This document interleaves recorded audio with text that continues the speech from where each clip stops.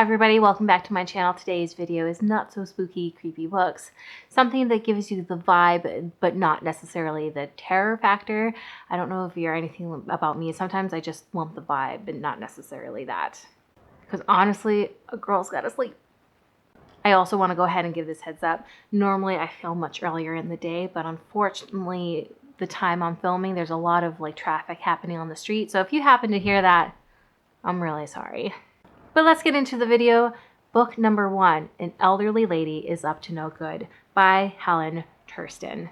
This book is a first in duology that follows our main character Maud, and she is the sweetest serial killer that you'll ever meet. Or at least she gives the vibe that she's very sweet, and she's, that typical old lady until she isn't. And it's a facade that she puts up because she really wants people to, to underestimate her. It's a collection of short stories, and each story has a different victim. And I just find it astounding how diabolical this woman is. Honestly, she's actually kind of scary because she is what I think is one of the scariest people out there. Someone with righteous conviction.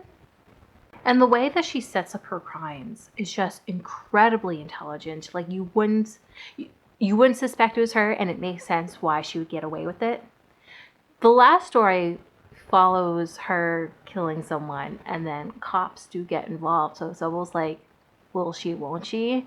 It's so good. I highly recommend it if you want that mystery thriller from the killer's perspective. The second book on my list is The Ghastly Crumb Tinies by Edward Gorey.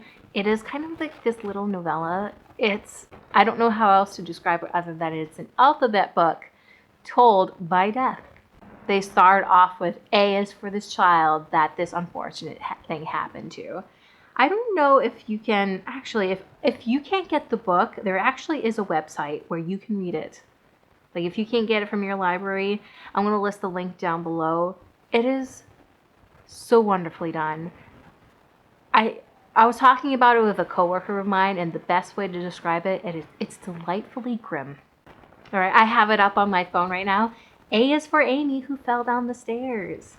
B is for Basil, assaulted by bears. And it just continues until I hit Z. I love the art style too. It definitely gives that creepiness factor as well. It takes something really wholesome as an alphabet book and then turns it on its head.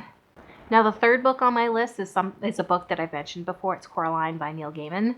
And it definitely gives that creep factor. But it's debatable if it's overly scary. I'll admit to that. I didn't read the book at first. I actually watched the movie. And even after watching the movie, I was like, this is for children? If you're unfamiliar with the story, it's about a girl named Coraline that moves into this house with her parents. And her parents are kind of neglecting her a little bit.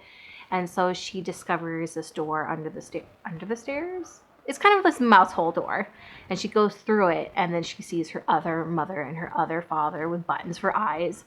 And at first glance, it seems like this really cool place. And of course, when things are revealed, they're not really. And even reading it, the hairs on the back of my neck stood up. That is like, Lee. I do recommend listening to this as an audiobook. Neil Gaiman himself actually reads it, and it's great. Now the next book on my list is a graphic novel called Mooncakes by Suzanne Walker, and the artist is Wendy Zhu, and the letterer is Jomette Gill. I originally picked this up because, the cover itself is adorable, and it takes place in this New England town, and honestly, anything that's spooky, has that fall vibe, and takes place in my hometown area, that definitely fits exactly what I'm looking for to read during the month of October. But also the story itself is really cute. So we have these two main characters, Nova, who's a witch, and Tam, who's a werewolf. Nova is still lives in the area. She's being raised and being taught how to be a witch. And Tam is a werewolf who's come back. Something is happening I want to say, it's been a while since I've read it, so you're going to have to forgive me. But something is happening just outside of town. Tam and Nova are investigating it, and their feelings are become rekindled. It's definitely the return of the childhood crush trope. I thought the art style and the actual storyline was really lovely. I loved the dialogue between Nova and Ham, and even like with them interacting with other people. I will admit that I wish that there was some more backstory, and I see that I wrote down that I wish the ending was a little less anticlimactic, but it's definitely worth reading if you want something that falls on the fall aesthetic, but still on the wholesome side. All right, this last book is another book I've mentioned before. It's another graphic novel. It's Through the Woods by Emily Carroll, and this also is like just like a short series of short stories, rather. Excuse me. And each story was incredibly creepy. Like even just following the art style, following where these characters go, definitely like gave you goose flesh. The art style, storytelling, everything about this was amazingly done. And I think this is a great book to end on this list of just excellent books to read that gives you the creep factor, but not so scary kind of books.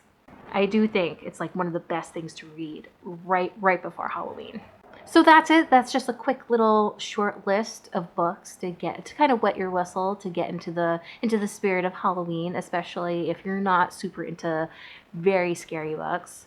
Down in the comments below, please suggest one. I'm always looking for new titles, and as always, I hope you guys enjoyed this video, and I guess it's ta-ta for now. Bye, guys!